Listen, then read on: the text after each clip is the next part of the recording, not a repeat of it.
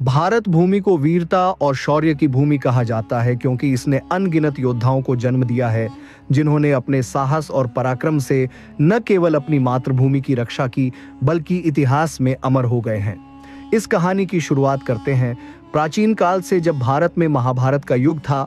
महाभारत के समय में भीष्म पितामह का नाम सबसे प्रमुख योद्धाओं में आता है।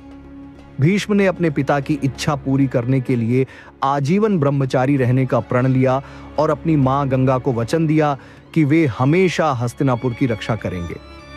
वे एक ऐसे योद्धा थे जिनसे युद्ध में जीतना लगभग असंभव था। उनकी वीरता और धर्म पालन की भावना आज भी लोगों को प्रेरणा देती है।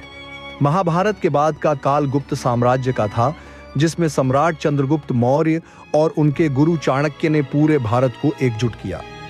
चंद्रगुप्त मौर्य एक साधारण किसान परिवार से थे, लेकिन उनकी सूझबूझ और साहस ने उन्हें महान सम्राट बना दिया।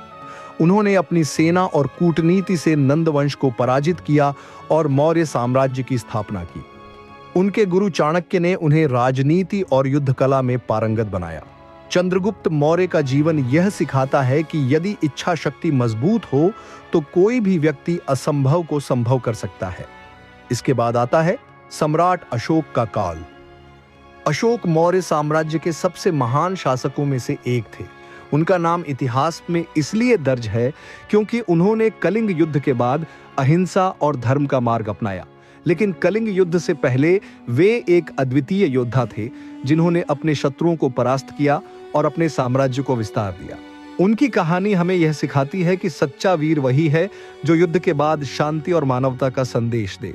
फिर आता है मध्यकाल, जब भारत में कई राजपूत राजा हुए जिन्होंने अपने पराक्रम से देश की रक्षा की। उनमें से सबसे प्रमुख महाराणा प्रताप थे। महाराणा प्रताप मेवाड़ के राजा थे और उन्होंने मुगल सम्राट अकबर के सामने कभी सिर नहीं झुकाया। उन्होंने हल्दी घाटी के युद्ध में अपने अद्वितीय साहस का परिचय दिया। उनकी घोड़ी चेतक भी उतनी ही प्रसिद्ध है जितने वे स्वयं महाराणा प्रताप का जीवन संघर्ष और स्वाभिमान का प्रतीक है। इसी काल में वीरांगना रानी दुर्गावती का नाम भी लिया जाता है। वे गोंडवाना की रानी थीं और उन्होंने मुगलों के खिलाफ लड़ाई लड़ी। उनके साहस और बलिदान ने यह साबित कर दिया कि महिलाएं भी वीरता में किसी से कम नहीं हैं। उनकी कहानी महिलाओं को यह सिखाती है कि वे किसी भी परिस्थिति में हार नहीं माने। अब बात करते हैं शिवाजी महाराज की, जो मराठा साम्राज्य के संस्थापक थे। शिवाजी ने अपने सूझबूझ और वीरता से मुगलों और आदिलशाही को पराजित किया। उन्होंने छापामार युद्ध नीति का इस्तेमाल करके अपने से कई गुना बड़ी सेना को हराया।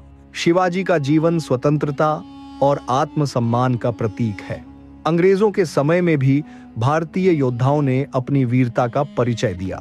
झांसी की रानी लक्ष्मीबाई का नाम इस संदर्भ में सबसे ऊपर आता है। उन्होंने अपने छोटे से राज्य की रक्षा के लिए अंग्रेजों के खिलाफ लड़ाई लड़ी और अपने प्राणों की आहुति दी। उनकी कहानी हर भारतीय महिला के लिए प्रेरणा स्रोत है। इसके बाद 1557 का स्वतंत्रता संग्राम आता है, जिसमें तात्या टोपे कुंवर सिंह और मंगल पांडे जैसे वीरों ने अपने पराक्रम से अंग्रेजों को हिलाकर रख दिया। मंगल पांडे ने अपने साहस से अंग्रेजी हुकूमत के खिलाफ पहला विद्रोह किया और तात्या टोपे ने अपने युद्ध कौशल से अंग्रेजों को परेशान कर दिया। 20वीं सदी में भगत सिंह, सुखदेव और राजगुरु जैसे युवा क्रांतिकारियों ने अपने साहस और बलिदान से भारत की आजादी की नींव रखी। भगत सिंह ने अपने विचारों और कार्यों से यह साबित किया कि एक सच्चा योद्धा वही है जो समाज के लिए अपना सब कुछ न्यौछावर कर दे। आजादी के बाद भी भारतीय सैनिकों ने अपने पराक्रम से दुनिया को दिखा दिया कि भारत वीरों की भूमि है। 1965, 1971 और कारगिल युद्ध में भारतीय सैनिकों ने अपने साहस से दुश्मनों को परास्त किया और देश की सुरक्षा सुनिश्चित की।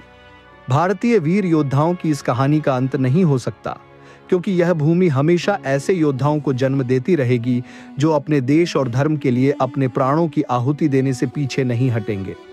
उनकी कहानियां हमें यह सिखाती हैं कि सच्चा साहस और शौर्य वही है जो अपने देश और समाज के लिए हो।